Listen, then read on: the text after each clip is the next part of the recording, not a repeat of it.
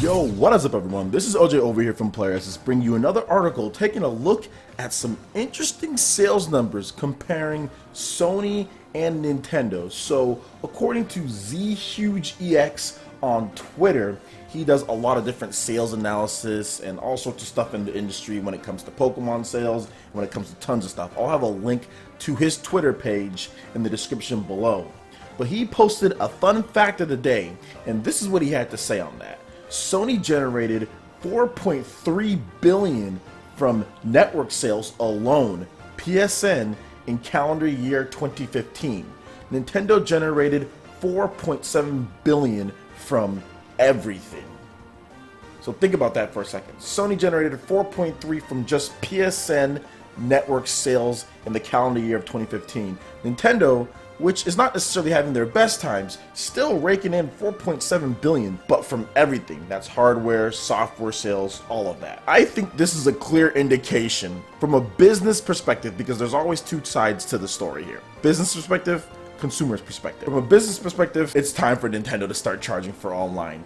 Especially looking at these numbers, think about how much more money Nintendo could make if they did have some type of online Nintendo Plus program or something along the lines of that. Think about it. If Sony's generating that much, think of how much Nintendo could do. Now, Nintendo doesn't have as many online titles as Sony because of all the third-party support, but with the Nintendo NX, that could change. So I do want to get into the consumer perspective, because from the business perspective, it makes complete sense to charge for online play at this point. Maybe not in the Wii generation, but at this point it does. But from the consumer perspective, what do we benefit from Nintendo actually charging for online play, or charging for a service? I shouldn't just say online play, a service, because that's what all these other companies do as far as Microsoft and Sony. They charge for a service. You get more than just playing online. So with Nintendo, I have a couple of things that I think they could do which could make this enticing.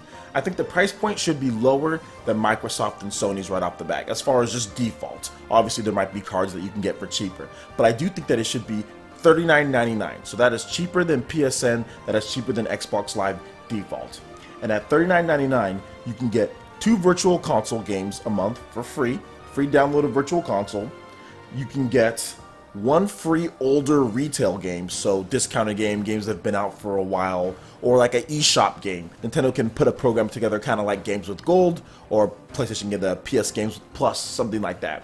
And also 10% off of a new game sale, plus various discounts throughout each month on different games. I think if Nintendo did that, it would be worth it for the few bucks you'd be spending a month on getting this service, $39.99. That'd be really good. There's more stuff that they can do as well, but that's just what I thought of. And here's the thing, guys. Nintendo's online services, I think, they're free, but they've been lacking. There's a little bit more parity as far as the online services go for certain third-party games like Battlefield or Call of Duty. I think more people might be inclined to buy the Nintendo version if it does have that parity with the other versions as far as connecting with your friends, playing, ease of use, game invites, all of that. Universal, of course. If this money can go towards Nintendo getting those things, I think it's a good idea. So from a consumer perspective, it sucks that you have to pay, but then again, at the same time, you could be getting some nice perks. You could be getting a better overall service completely. Now, I know what some of you guys are probably thinking, oh, well, why are they going to put it behind online play, behind a paywall?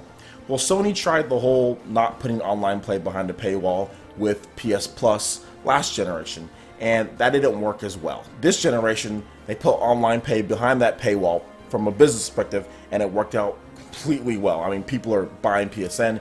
It's doing so well. 4.3 billion PSN sales. But they have a bigger install base, so obviously they're going to be getting more sales there. He also wanted to clarify one thing that he said. He said, sales from PSN from Sony are almost as big as Nintendo software plus hardware plus network combined. Mainly this is PS4 sales. I do think that a lot of Nintendo fans were probably hesitant to this type of change because we're so used to playing online play for free. But I will say this. I remember there was a time when Nintendo fans said, we don't want DLC, we don't want DLC. But then gamers started seeing when you finish the game and there was nothing else to do, it was like, okay, well, what now? Maybe you wanted more. Nintendo gave us more with DLC. And for the most part, people liked it. People liked the DLC in Hyrule Warriors. People liked the DLC in Mario Kart. people buy everything that comes out for Super Smash Bros. So if Nintendo can do DLC, I'm pretty sure they can do a paid service program that can be good as well and could make sure that it's not as expensive and offer almost as much as the other guys. There's also one more thing that I want to get into. This is just theoretically, but as far as a paid service goes, that could potentially offset the system as far as the system costs. So Nintendo can sell the system for a little bit lower since they know they're going to be making those sales on premium memberships. So that could potentially lower the price of the system. Those are just my thoughts on the matter. I'm pretty sure there's going to be a lot of people who disagree. I'm pretty sure there's going to be a lot of people that agree.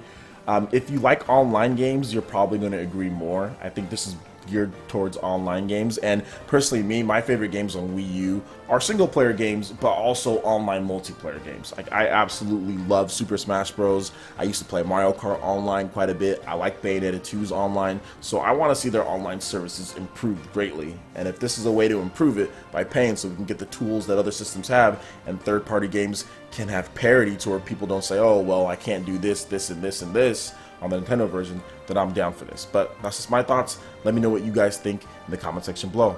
Alright, that basically wraps it up for this video here. Make sure you hit that like button if you did like it. Let me know you guys want more content like this going forward in the future. And also subscribe to PlayerEssence for more news, reviews, trailers, tips, and tricks, and everything on the Nintendo NX as we head towards the E3 2016. Thank you so much for watching. We'll see you for the next video.